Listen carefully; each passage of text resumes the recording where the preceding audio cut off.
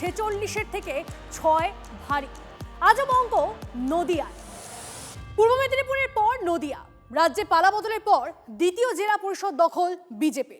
তৃণমূলের একাংশ হাজির হয়েও ভোটাভুটিতে অংশ না নেওয়ায় নদিয়ায় এবার পদ্ম পরিষদ।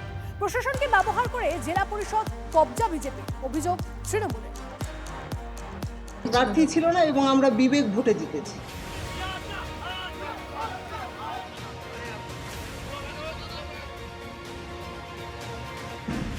ছজনকে নিয়ে নদিয়া জেলা পরিষদ দখল বিজেপির। পূর্ব মেদিনীপুরের পর নদিয়া। 1.5 মাসে আরও এক জেলা পরিষদ এলো বিজেপির খাতায়।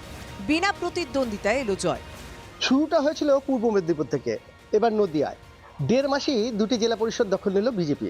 মাত্র 6 জনকে নিয়ে 52 আসন বিশিষ্ট জেলা পরিষদ এখন বিজেপির কবজায়।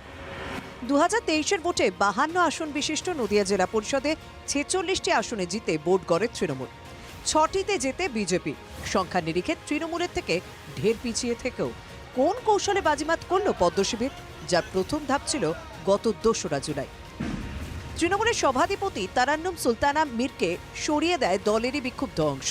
এদিন সভাধিপতি নির্বাচনের সময় অনুপস্থিত ছিলেন তৃণমূলের 31 সদস্য। তৃণমূলের 15 জন সদস্য উপস্থিত থাকলেও ভোটদানে বিরত থাকেন। ফলে 6 সদস্য নিয়েই নদিয়া জেলা পরিষদ দখল বিজেপি। বিবেক ভোটে জয় বলছে পদ্ম শিবির। তারা নিজেরা প্রার্থী দেওয়ারই সাহস করতে পারেনি।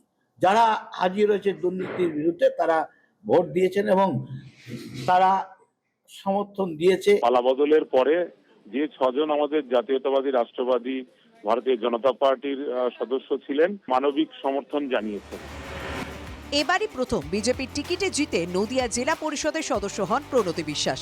একসময় হাঁসখালী দক্ষিণপাড়া 2 পঞ্চায়েতের প্রধান ছিলেন। হাঁসখালী পঞ্চায়েত সমিতির বিজেপির সদস্য। এবার তিনি জেলা পরিষদের দায়িত্বে। ভারতীয় জনতা পার্টির আমরা ক্ষমতায় এসেছি, প্রথম আমরা জেলা পরিষদ দখল করলাম। এই জয় আমাদের সবার জয়। জেলা পরিষদ গঠনের সময়ও দেখলাম কিভাবে রাষ্ট্রশক্তি ব্যবহার করে তৃণমূল কংগ্রেসকে কিভাবে শেষ করা যায়। তৃণমূলকে ভাঙার একটা পরিকল্পনা, একটা চক্রান্ত সব জায়গায় চলছে। নদিয়াও তার ব্যতিক্রম নয়। পূর্ব মেদিনীপুরের পর নদিয়া জেলা পরিষদ হাতে এসেছে বিজেপির। সেই পথে কি এবার পুরুলিয়া, হাওড়া 2 জেলা পরিষদে তৃণমূলের কোন্দলের কি সুযোগ তুলবে পদ্ম শিবির?